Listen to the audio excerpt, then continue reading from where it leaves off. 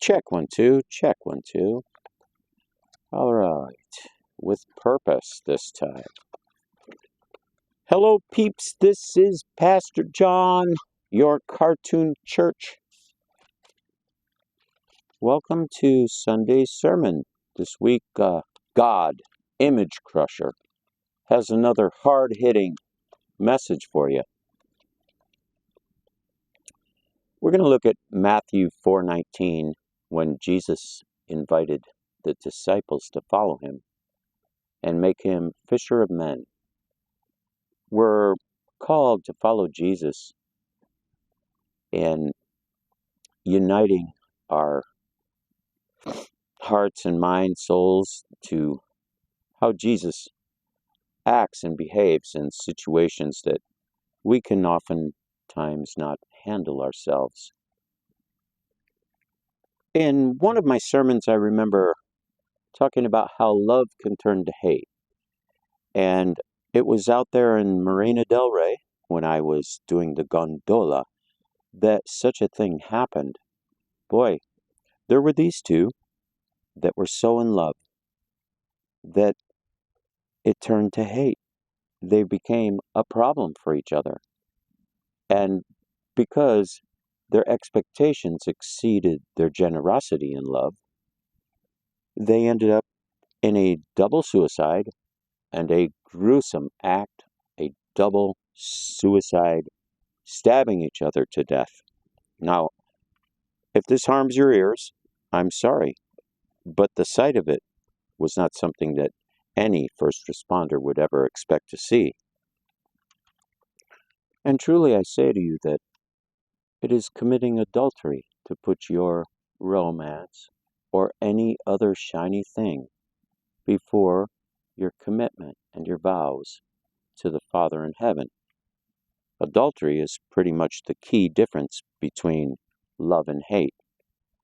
Where there is God, there is love. Where love, as we perceive it in our human form, is put before God, it quickly turns to hate, and it is a slippery slope. So pay attention. Today's message is going to dive deep into it, deep into the crux of the matter. I'm going to show you some clips from my stint out in the marina, singing and gondoliering. My right hand side, a beautiful life with beautiful wife. And together at the Union Rescue Mission in downtown LA, we started on ground zero and worked our way up to the Boo, where we are today at Zuma Beach, chilling, watching the waves roll in, being a little bit peculiar, wouldn't you say? Most interestingly, I married a woman of strong faith who brought me happiness and discipline, as a matter of fact.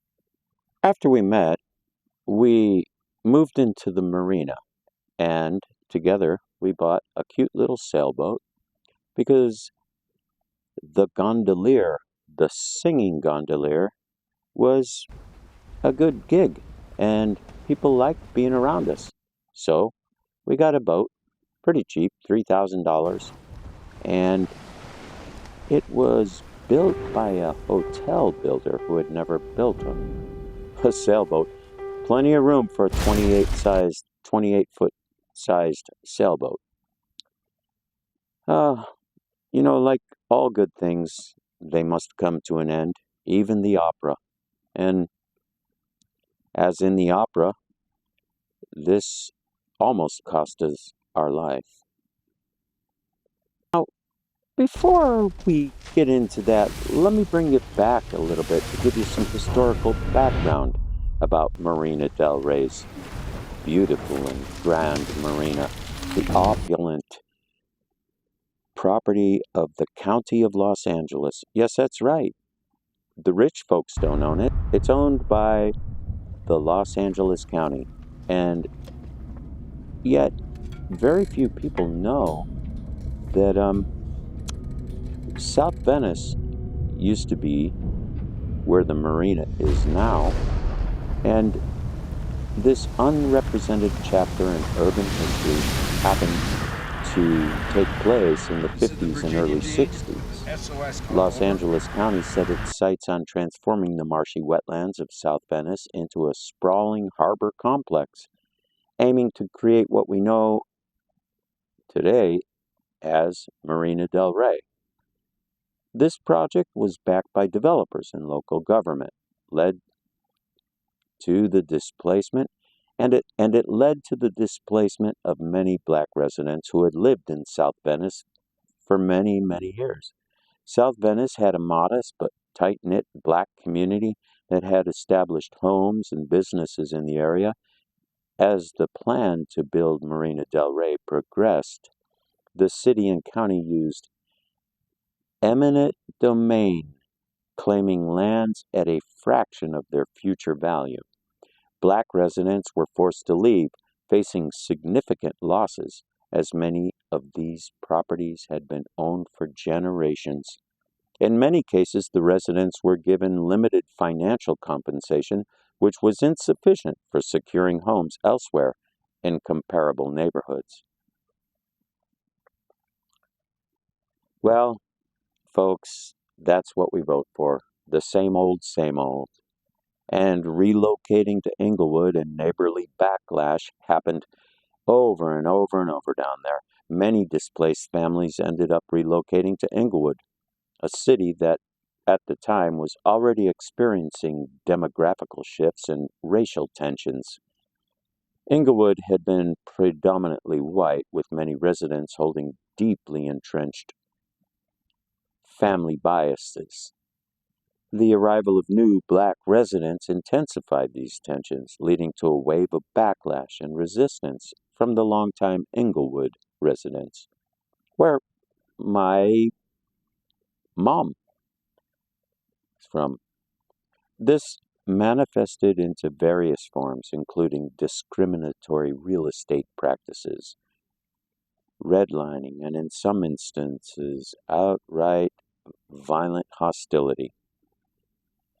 Well, the community was quick to respond because the impact of black community was so profound, and they had been removed from an established neighborhood with social networks and community cohesion, only to be moved to a place where they faced new challenges and resistance. This forced relocation further fueled the civil rights discourse around housing discrimination. Marina del Rey's development and the aftermath is only remembered as an example of how city planning and economic interests disproportionately displace communities. And that happened to us. This same County of LA, County of Los Angeles, California, were given new plans to develop several marinas in that same location, which ended up displacing me. There were 412 boat slips that got destroyed, and 693 slips for boats 30 feet and smaller were eliminated, including mine. Now, here's the crusher. My boat was set up to be lit on fire by a neighbor from outside of the country who had immunity because he was not an American citizen. And they poured gasoline in it, knowing that after a long day I may come home and smoke a fag inside. But instead I smelled the gas. So I called the police, and what happened next was a real image crusher.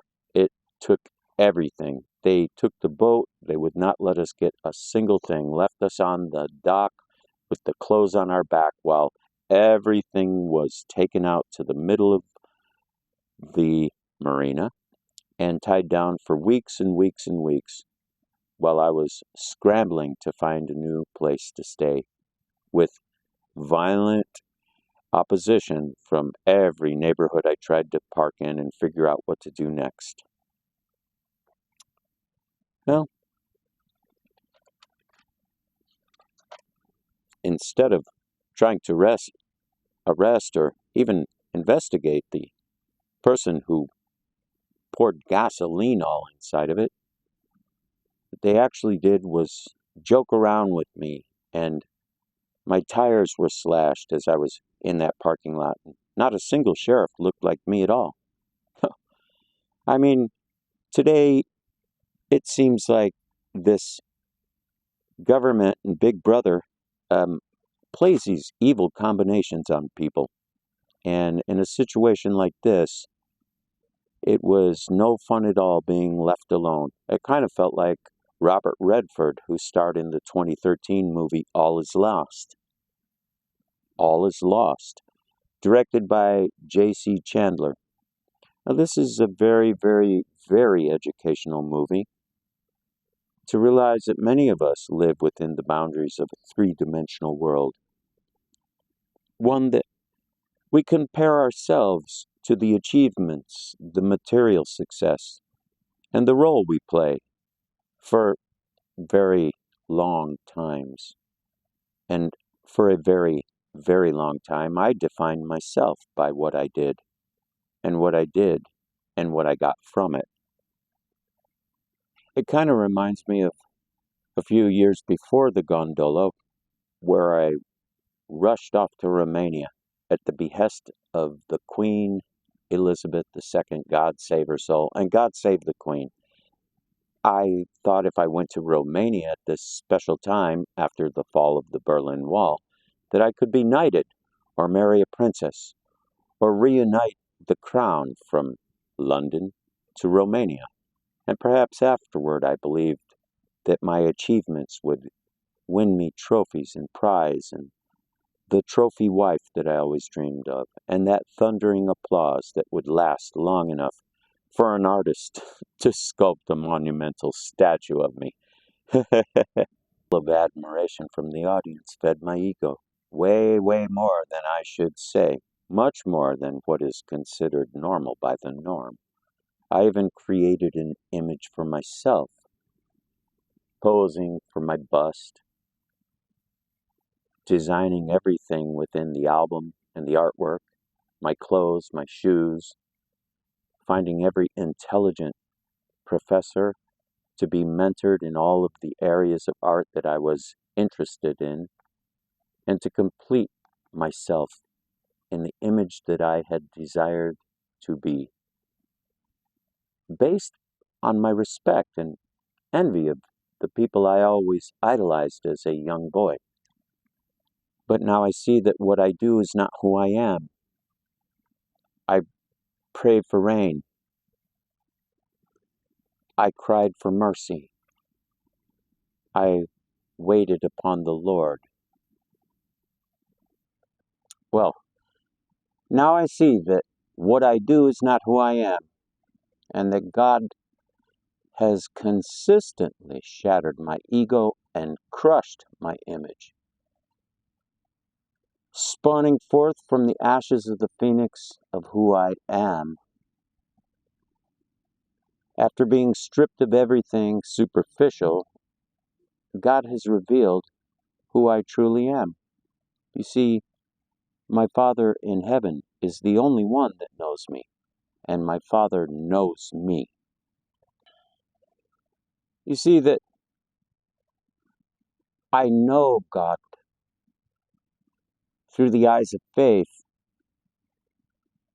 and only through the eyes of faith can we let go of these illusions and open our hearts to a fourth dimension from the quantum realms within.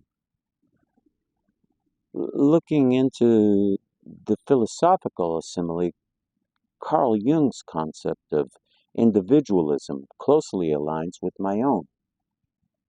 This journey of uncovering and becoming my true self is a real challenge. For so as long as I wore this mask and hid my own persona, as long as I believed that what I did was who I was unable to see that this mask I wore was only a social mask, worn under false pretense. And Carl Jung, like myself, We call this the shadow self, the secret self, the one that I hide from myself. God is the archetype of wholeness within that unites our conscious with the unconscious. And in the act of discovering this bridge between conscious and our subconscious, miraculous things, visions, healings take place in our hearts and souls, our minds. We must listen to the wee small voice inside.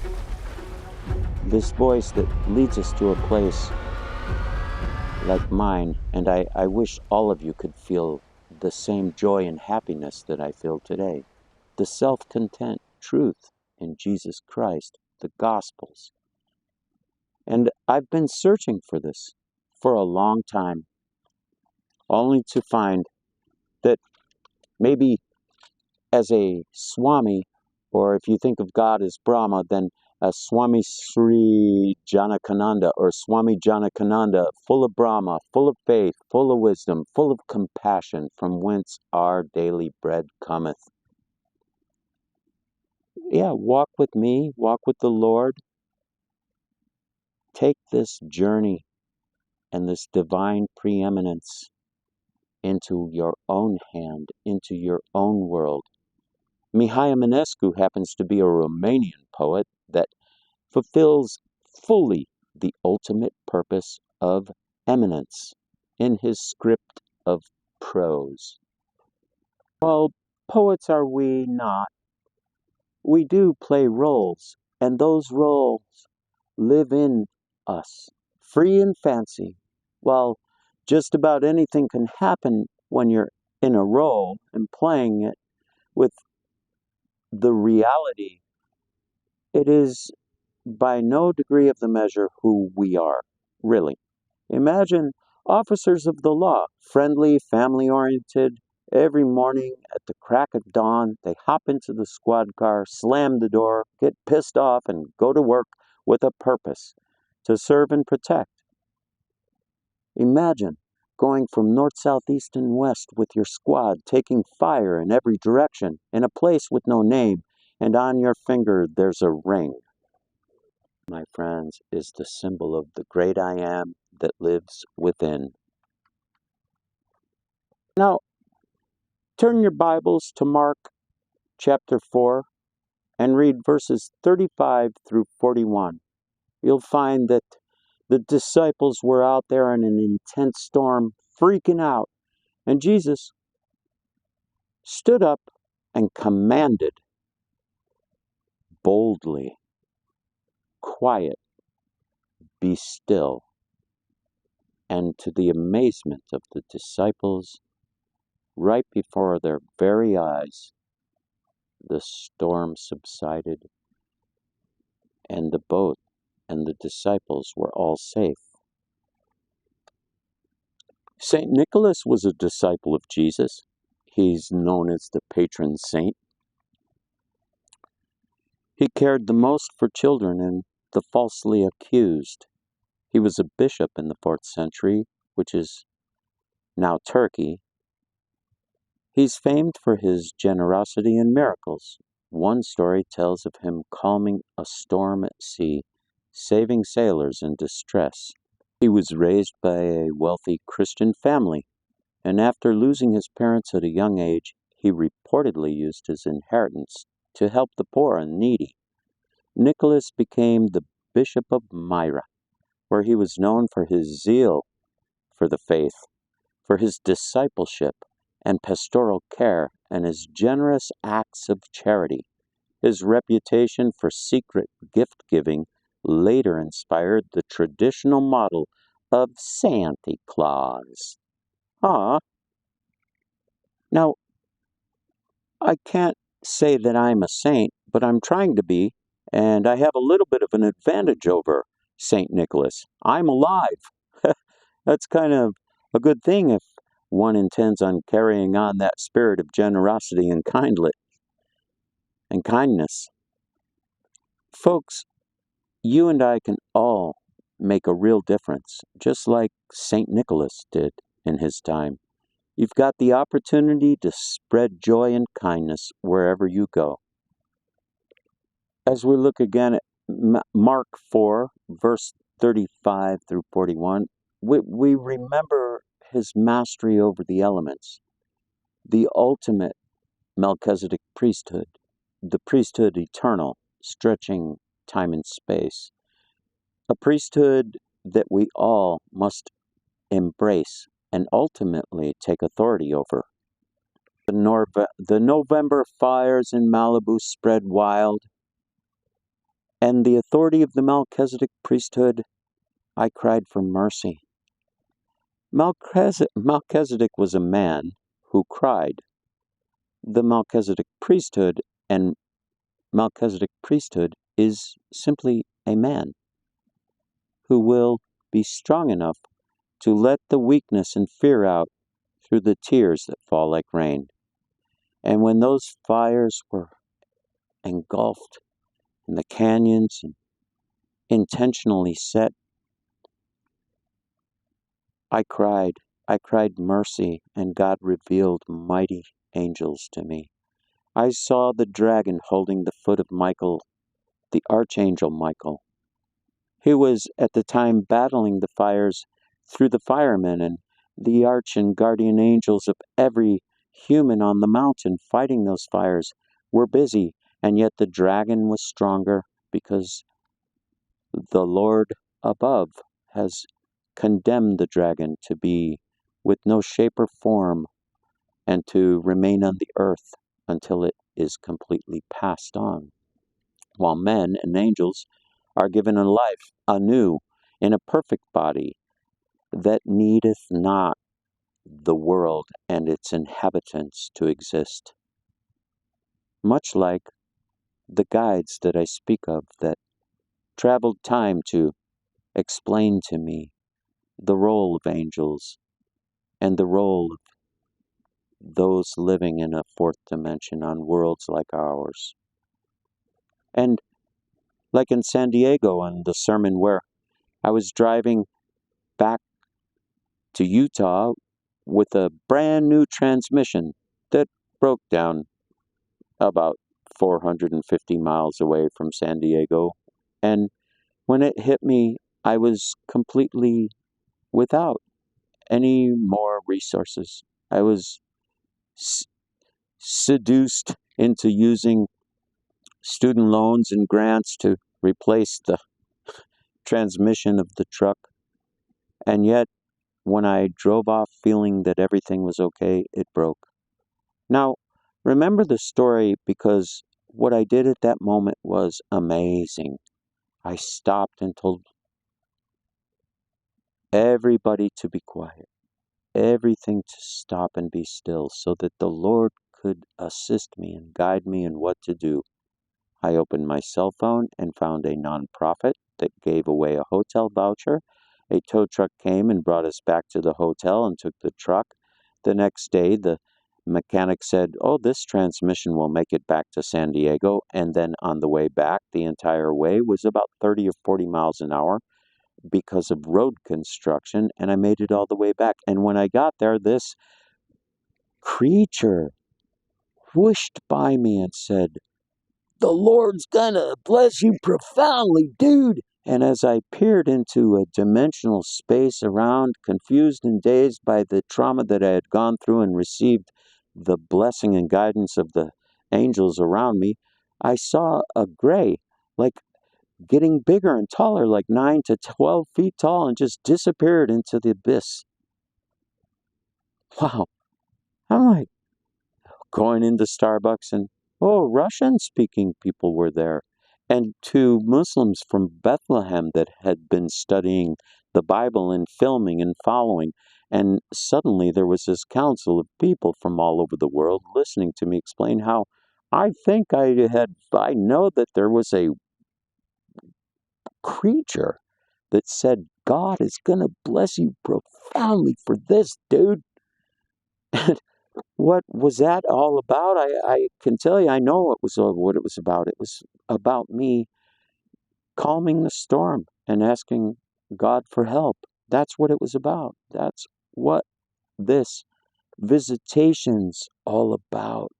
This visitation that you and I are a part of as we live on the earth that provides everything we need to survive. And our Father in heaven knows it. And I cried out to the Lord, please have mercy on the firemen, please have mercy on the angels.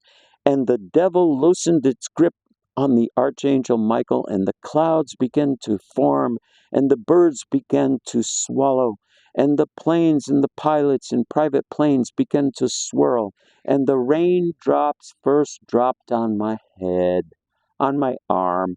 First there was one tiny drop, and a few tears of my own, and a second drop. And then I got into my vehicle and drove up north where the fires were raging, and prayed and sang and stepped out boldly like St. Nicholas and Jesus himself, and I said, rain now! And the clouds began to move closer. And in my own amazement and shock with the experiment working, I cried out and screamed again, rain down upon us now! And sure enough, as I look back on the news here, I can see that indeed the rain was affected, and it cooled down the temperatures. And the rain and the cool temperatures helped the firemen to contain the fire. Well, so that I wouldn't be seen as a lone shark trying to pursue or persuade people in a perverse way, I looked up the rain around another friend of mine, Placido Domingo, the maestro, former general direction at LA Opera, and his wife, Marta, who hired me. And as I looked it up, I was sure to find that when he sang in Cluj-Napoca and Bucharest in Romania on the same day of the wildfires that I'm speaking of in November of 2024, I was absolutely sure that I would find that it rained before and after his concert, and so I did. All you have to do is describe it to the AI or Google to find this out. And I'm not saying this because I know everyone listening believes me. You wouldn't be hanging on by a tooth and thumb if you weren't a believer and a disciple. But it is curious. And if you ask AI the right question, did it rain in November 4th, 5th, 6th, and 7th? And when did Placido Domingo sing in November in Romania in 2024? You will find that this happens, and that often opera singers are very, very, very sensitive to changes in the weather, so much so that even more than other people, because we use our voice as our breadbasket. And so being convinced that this was more than just a fluke, I found out that not only did I sing and find the mercy and compassion of our Lord, but your Lord in Romania also was present in the life and times of the Romanians as they enjoyed the increase of all types when Placido Domingo came to visit Cluj-Napoca, and the concert and his voice was perfect, ringing like a bell. Both of these events, the massive rainfall, were recorded and filmed, and I'm sure that a few people were recording me because I was shouting and screaming at the sky like, "Stop! Rain now!" in a commanding and ferocious tone. Religious beliefs, practices, and cultural differences. Christianity, Islam, Hinduism, Buddhism, Sikhism, Judaism, Baha'i faith, Jainism, Shinto, Taoism, Confucianism, Zoroastrianism, African traditional beliefs, American indigenous religions, and neo-paganisms. Lord, the divine grace in all is what they seek. So folks, let us practice our inner Swami Janakananda. I'm sharing this message of faith and wisdom and my journey so that it can behoove and help the strength of faith that we draw from through experimentation and evidence and divine presence guiding us. The crux of the matter is, what I'd like to ask you is, God a part of you? Or is he just a name that you've read in a book in school? Friends, as we step out into this week, let us remember the call of Jesus to Peter. Come, may we have the courage to step out of our boats, leaving behind the safety of the familiar, to walk boldly on the waters of faith. Let us trust in the one who claims the storm. Let us trust in the one who calms the storm, lifts us when we falter, and calls us to greater things. May the winds of doubt not shake you, and may your eyes remain fixed on Jesus this week, the author and perfecter of your faith. As you step out, may his strength sustain you, his peace surround you, and his love embolden you to reach out and answer his call. And in the end, may his love surround you, embolden you to reach out and answer his call. Now go strong and unshaken, ready to walk wherever he leads. In his name we pray. These following supporting scriptures, Matthew 14:28-31, Peter said unto him, Lord, if it is you, command me to come to you on the water. And Jesus said, Come. So Peter got out of the boat, walked on the water, and came to Jesus. But seeing the wind, he became frightened and began to sink. He cried out, Lord, save me! Immediately, Jesus stretched out his hand and took hold of him and said to him, You of little faith, why did you doubt? Isaiah 41:10, Fear not, for I am with you. Be not dismayed, for I am your God. I will strengthen you. I will help you. I will uphold you with my righteous right hand. Hebrews 12:2, Fixing our eyes on Jesus, the pioneer and perfecter of faith, for the joy set before him, he endured the cross, scorning its shame, and sat down at the right hand of the throne of God. In Joshua 1:9, Have I not commanded you? Be strong and courageous. Do not be frightened, and do not be dismayed, for the Lord your God is with you wherever you go. Feel free to comment, subscribe, and like this channel. And if you would like to help us out, you can donate to our Patreon. And I ask the Lord to give us a new hymn this week, and the hymn, He has perfected by His will. Is God a part of you? Are you God? Can learn to be said well. That's where I'm not God. The prophet said, My name is John, not not the great I am. Uncertain times won't frighten me. The I within will set me free. Are you got ears? No, I am not, said I. But the light within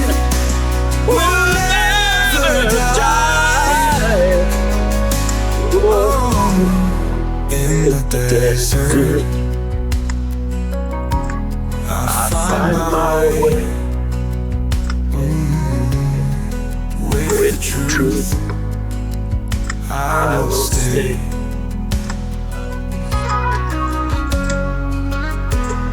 Faithful guide, my steps so true. Ooh, through the dark, into the new. All you got ears. No, I am not said but the light within will never die.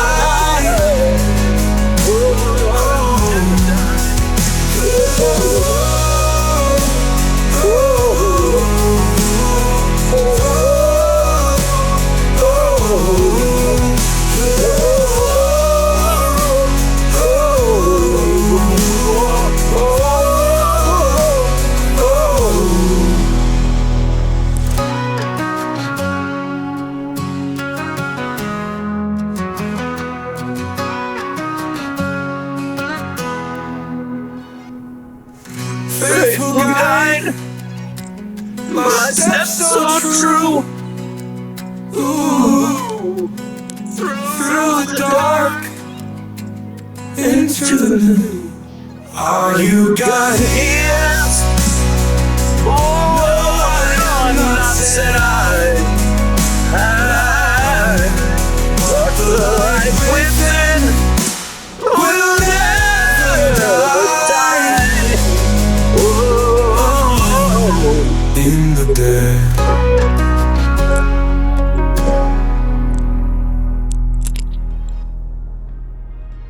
Reformed my entire belief regarding extraterrestrial life.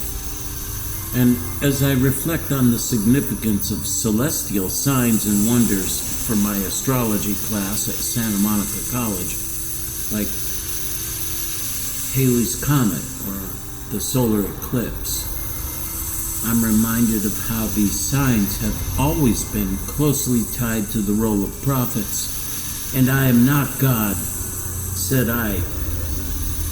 The prophet throughout the